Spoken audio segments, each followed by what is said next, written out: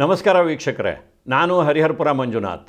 ನಮ್ಮ ವಾಹಿನಿಯಲ್ಲಿ ಡಾಕ್ಟರ್ ರಾಜ್ಕುಮಾರ್ ಅವರನ್ನು ಕುರಿತಂತೆ ಬೇಕಾದಷ್ಟು ಕಾರ್ಯಕ್ರಮಗಳನ್ನು ನೀವು ನೋಡಿದ್ದೀರಿ.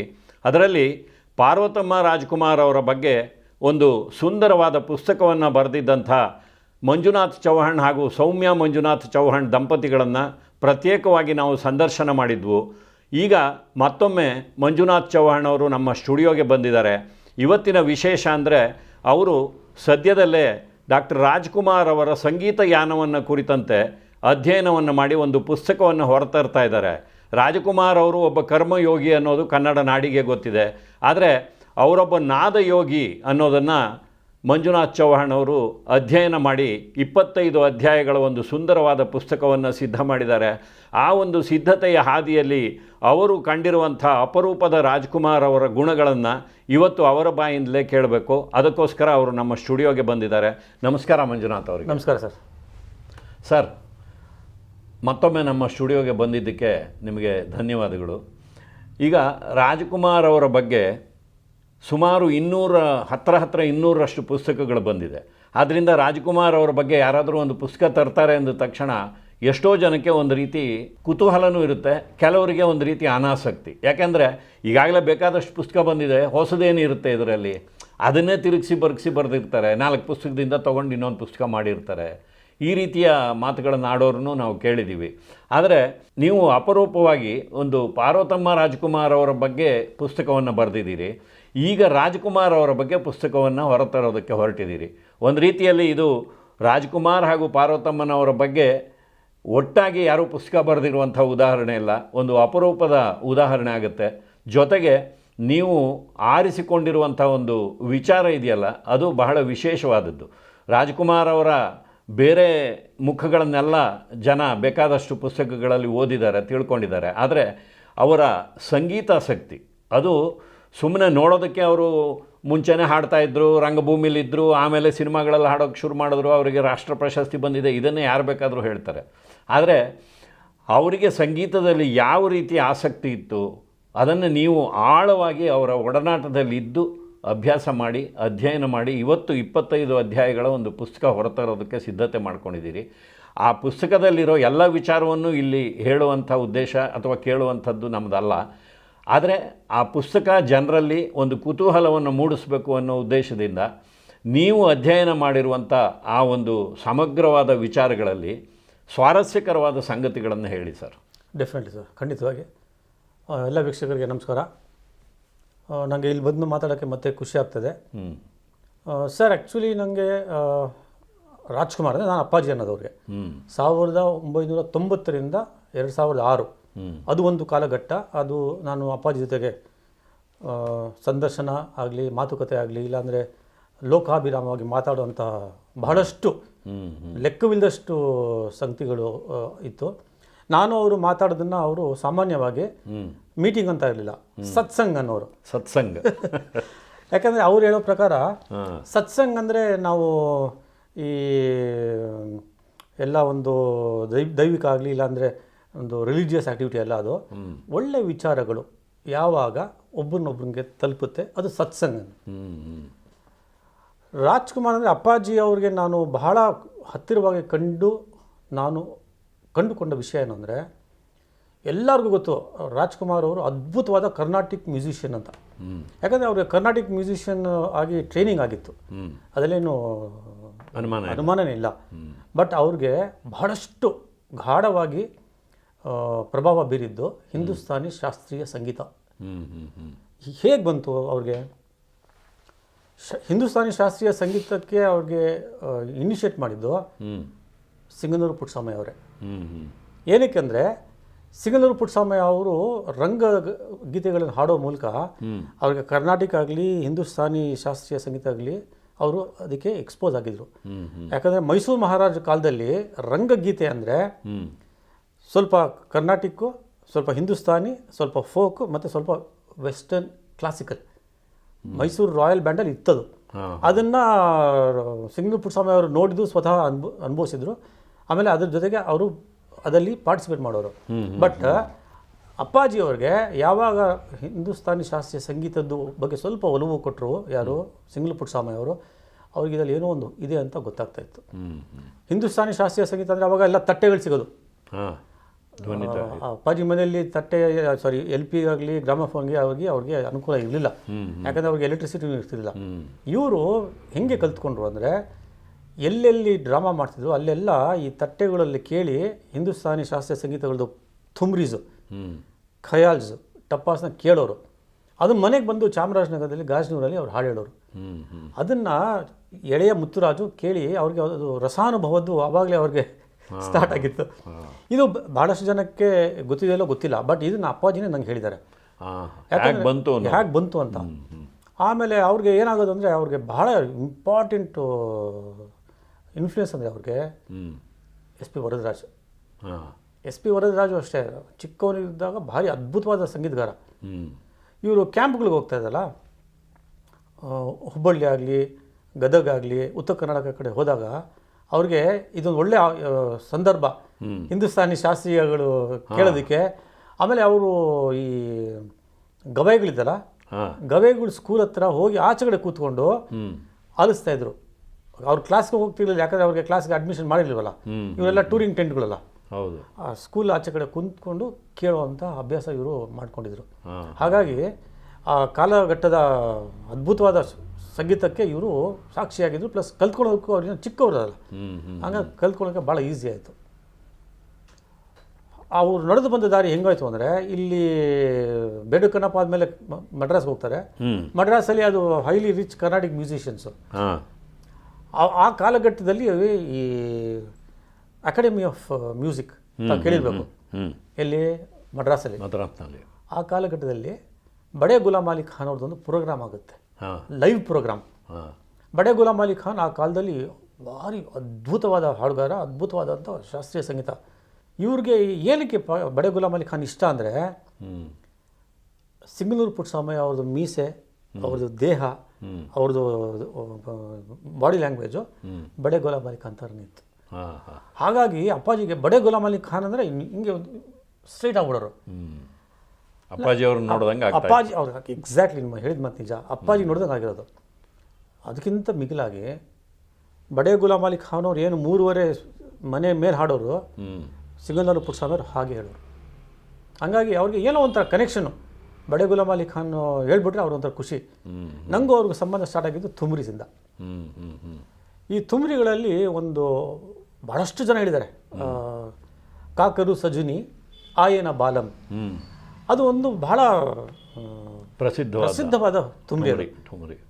ನಾನು 1992 ಅಂತ ಕಾಣಿಸುತ್ತೆ, ಅವ್ರಿಗೆ ಬರ್ತ್ಡೇಗೆ ವಿಶ್ ಮಾಡಿದಾಗ ಅಮ್ಮ ಕರೆದ್ರು, ಬಂದ್ಬಿಡಪ್ಪ ಮನೆಗೆ, ಇವತ್ತು ಸಾಯಂಕಾಲ ಪ್ರೋಗ್ರಾಮ್ ಇದೆ ಅಂತ. ಆ ಪ್ರೋಗ್ರಾಮ್ಗೆ ಹೋದಾಗ ಹೇಳಿದೆ, ಈ ಥರ ನಾನೊಂದು ಕ್ಯಾಸೆಟ್ ಕೊಟ್ಟೆ. ಒಂದು ಕ್ಯಾಸೆಟ್ ಕೊಟ್ಬಿಟ್ಟು ಇದರಲ್ಲಿ ನೋಡಿ ನಂದು ಥುಮ್ರಿ ಇದೆ ಅಂತ. ಯಾವುದು ಅಂದರು, ಕಾಕರು ಸಜುನಿ ಆಯೇನ ಬಾಲಂ. ಆ ಕ್ಯಾಸೆಟ್ ತೊಗೊಂಡಿದ್ದ ರೀತಿ ನೋಡಿ ನನಗೆ ಮುತ್ತುರಾಜು ಕರೆಕ್ಟಾಗಿ ದರ್ಶನ ಆಯಿತು. ನಾನು ಯೂಸ್ ಮಾಡ್ತಾ ಇರೋ ವರ್ಡು ಮುತ್ತುರಾಜು ದರ್ಶನ ಆಯಿತು. ಏನಕ್ಕೆ, ಆ ಕ್ಯಾಸೆಟ್ ಕೊಟ್ಟರೆ ಅದನ್ನ ಎತ್ಕೊಂಡು ಕಣ್ಣಿಗೆ ಒತ್ಕೊಂಡು ಜೇಬಲ್ಲಿ ಇಟ್ಕೊಂಡು, ಜೇಬು ಇಲ್ಲ ಅವ್ರಿಗೆ, ಅಮ್ಮಂಗೆ ಕೊಟ್ಟು ಇದನ್ನು ಜತನವಾಗಿಡು, ನಾವು ಗಾಜನಿಗೆ ಹೋಗ್ಬೇಕಾದ್ರೆ ಕೇಳೋಣ. ಅಲ್ಲಿ ನಮಗೆ ಒಂದು ಇಲ್ಲಿ ಏನೋ ಇದೆ ಇವ್ರ ಹತ್ರ ಅಂದ್ಬಿಟ್ಟು ಅಲ್ಲಿಂದ ನಂದು ಅವ್ರದ್ದು ಸಂಬಂಧ ಸ್ಟಾರ್ಟ್ ಆಗಿದ್ದು. ಆ ಕಾಲಘಟ್ಟದಲ್ಲಿ ನಂಗೆ ಗೊತ್ತಾಯಿತು, ಇವ್ರಿಗೆ ಥುಮ್ರೀಸು, ಗಜಲ್ಸು, ಟಪ್ಪ, ಖಯಾಲ್ಸು, ಕವಾಲಿಸ್ ಬಗ್ಗೆ ಭಾಳ ಒಲವಿದೆ ಅಂತ ಗೊತ್ತಿತ್ತು ನನಗೆ. ನಂಗೆ ಗೊತ್ತಾಯಿತು. ಅವಾಗ ಏನು ಮಾಡಿದೆ, ನಾನು ಅವ್ರಿಗೆ ಒಂದೊಂದೇ ಕ್ಯಾಸೆಟ್ಸ್ ಕೊಡೋ ಸ್ಟಾರ್ಟ್ ಮಾಡಿದೆ. ಅಂದರೆ ಫೇಮಸ್ ಗಜಲ್ ಸಿಂಗರ್ಸ್ದು. ಅದ್ರಲ್ಲಿ ಅವ್ರ ಅಪ್ಪಾಜಿಗೆ ಒಂದು ಸಾಂಗ್ ಭಾಳ ಇಷ್ಟ. ಅದನ್ನು ಇವಾಗ ನಾನು ಕಾನ್ವರ್ಸೇಷನ್ ರೂಪಲ್ಲಿ ಹೇಳ್ತೀನಿ. 2 ನಕ್ಷತ್ರಗಳು ಪಿಕ್ಚರಲ್ಲಿ ರಾಗ್ ಪಹಾಡಿದು ಒಂದು ಗಜಲ್ ಹೇಳಿದ್ದಾರೆ. ಗೆಳತಿ ಬಾರದು ಇಂಥ ಸಮಯ, ಒಲವು ಬೇಕಿಂತಿದೆ ಈ ಹೃದಯ. ಅದು ಬಂದು ಒಂದು ಗಜಲ್ಲು, ರಾಗ್ ಪಹಾಡಿ ಅದು. ನಾನು ಒಂದ್ಸತಿ ಕೇಳಿದೆ, ಅಪ್ಪಾಜಿ ಇದು ಹೆಂಗೆ ನಿಮಗೆ ಭಾಳ ಇಷ್ಟ ಅಂತ.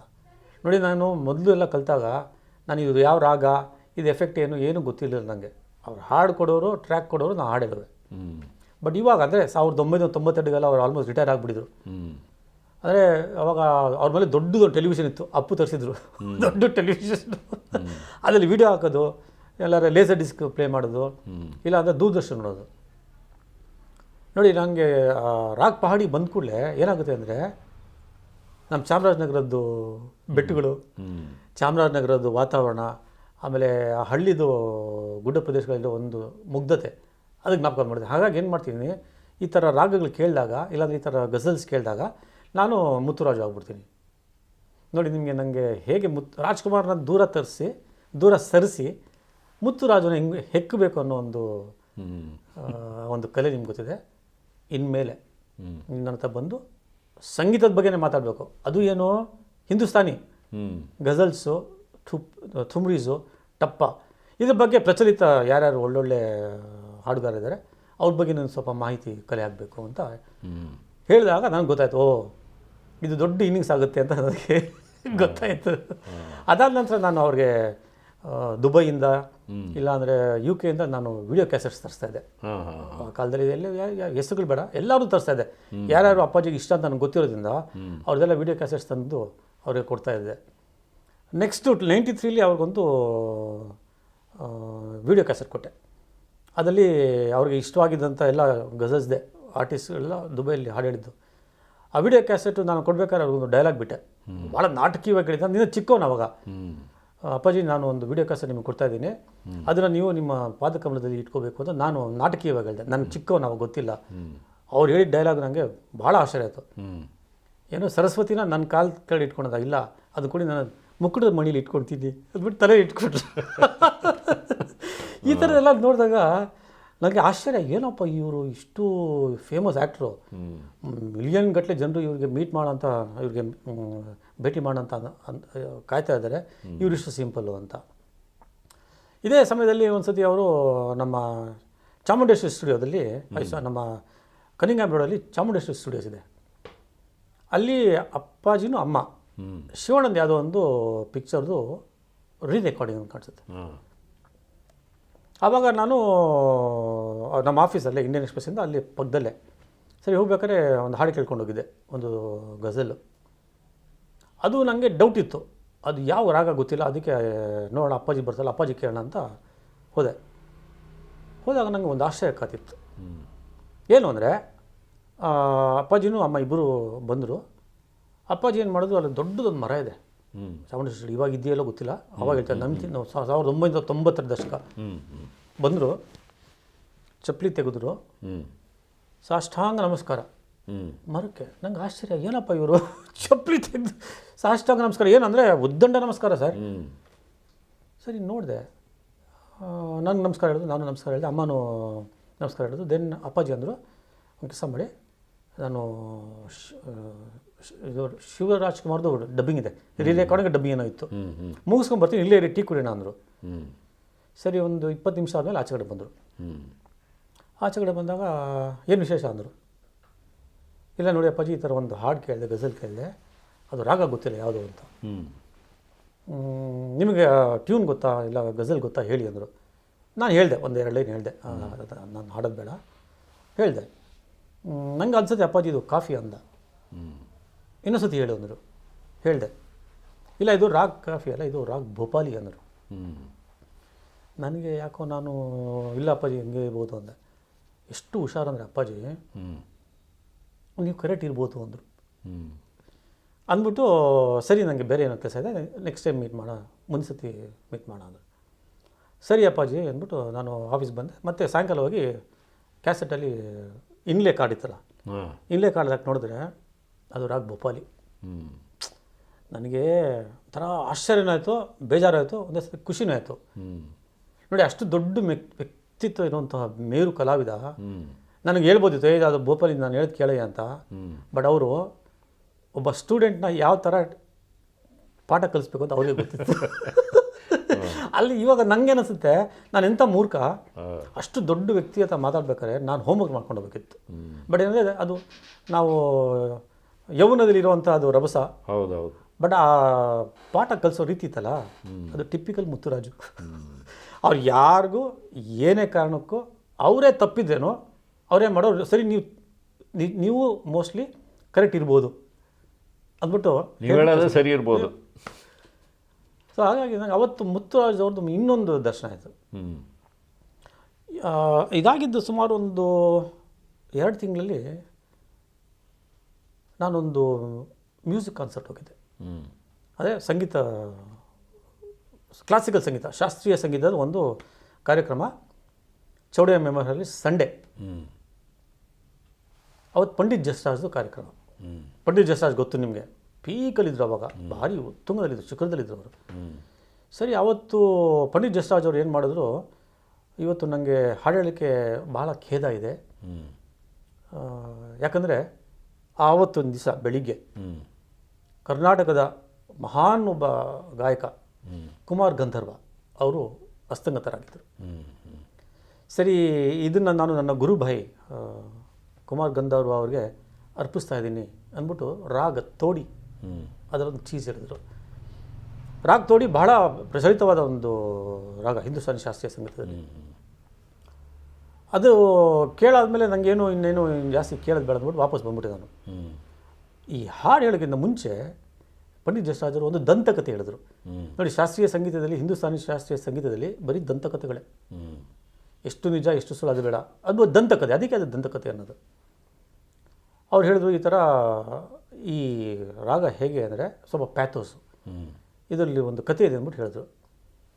ಶಾಸ್ತ್ರೀಯ ಸಂಗೀತದ ಮಹಾನ್ ಗಾಯಕ ತಾನ್ಸೇನ್, ಅವನು ಇನ್ನೇನು ಸಾಯಬೇಕು ಆ ಕಂಡೀಷನಲ್ಲಿ ಇರ್ತಾರೆ, ಜೀವ ಹೋಗ್ತಾ ಇಲ್ಲ, ಮರಣಶೈಲಿ ಇರ್ತಾರೆ, ಜೀವ ಹೋಗ್ತಾ ಇಲ್ಲ. ಅವಾಗ ಕೇಳ್ದ ನಮ್ಮ ಮಗ, ಏನು ಬೇಕು ಅಂತ. ಇಲ್ಲ, ಅವ್ನು ಬಿಲಾಸ್ ಖಾನ್, ಅವನು ಭಾರಿ ಅದ್ಭುತವಾದ ಕಲಾವಿದ, ಬಟ್ ಯಾಕೋ ಅವನು ಇನ್ನೂ ಒಂದು ಪ್ರವರ್ಧಮಾನಕ್ಕೆ ಬಂದಿಲ್ಲ. ಬಿಲಾಸ್ ಖಾನ್ ಯಾವ್ದಾರು ಒಂದು ಹಾಡು ಹೇಳಿದ್ರೆ ಅದನ್ನು ಕೇಳ್ಬಿಟ್ಟು ನಾನು ಹೋಗ್ತೀನಿ ಅಂತ. ಅವಾಗ ಏನು ಮಾಡ್ತಾರೆ, ಬಿಲಾಸ್ ಖಾನು ಭಾಳ ಒಂಥರ ಭಾವಪರವಶನಾಗಿ ಒಂದು ಹಾಡನ್ನ ಹಾಡಿರ್ತಾನೆ. ಅದು ಕೇಳಿ ಅವನಿಗೆ ಬ್ಲೆಸ್ ಮಾಡಿ ಇದ್ರು ಹೋಗ್ಬಿಡ್ತಾರೆ. ಈ ಕಥೆನ ಪಂಡಿತ್ ಜಸ್ರಾಜ್ ಅವರು ನಮಗೆ ಹೇಳಿ, ಆ ಸಭೆಯಲ್ಲಿ ಹೇಳಿ ಅವ್ರಿಗೆ ಡೆಡಿಕೇಶನ್ ಮಾಡಿ ಬಿಟ್ಬಿಟ್ರು. ನಾನು ಸ್ವಲ್ಪ ದಿವಸ ಆದಮೇಲೆ ಅಪ್ಪಾಜಿ ಮನೆಗೆ ಹೋಗಿದ್ದೆ. ಏನು ಸತ್ಸಂಗದ ಇವತ್ತು ಅಂದರು. ಸತ್ಸಂಗದಲ್ಲಿ ಸ್ಪೆಷಾಲಿಟಿ ಅಂದರು. ಅಪ್ಪಾಜಿ ಈ ಥರ ಹೋಗಿದ್ದೆ, ನಾನು ಪಂಡಿತ್ ಜಸ್ರಾಜ್ ಅವರು ಈ ಕತೆ ಹೇಳಿದ್ರು ಅಂತ ಹೇಳಿದೆ. ನೋಡಿ, ಎಂಥ ಕತೆ ಇದು, ಎಂಥ ಅದ್ಭುತವಾದ ಕತೆ. ಒಂದು ರಾಗಕ್ಕೆ, ಒಂದು ಸಾಯೋ ಜೀವಕ್ಕೆ ತೃಪ್ತಿ ಕೊಡುತ್ತೆ, ಇಲ್ಲಾಂದ್ರೆ ಆತ್ಮ ಉದ್ಧಾರಕ್ಕೆ ಸಾಕ್ಷಿಯಾಗುತ್ತೆ ಅಂದರೆ ನಮ್ಮ ರಾಗಗಳು ಎಂಥ ಅದ್ಭುತ ಅಲ್ವಾ. ಇದು ಭಾರಿ ಒಳ್ಳೆ ಕತೆ. ನೀವು ಇನ್ಮೇಲೆ ಇಂಥದೇ ಕತೆಗಳು ನೀವು ತರಬೇಕು ಅಂದರು.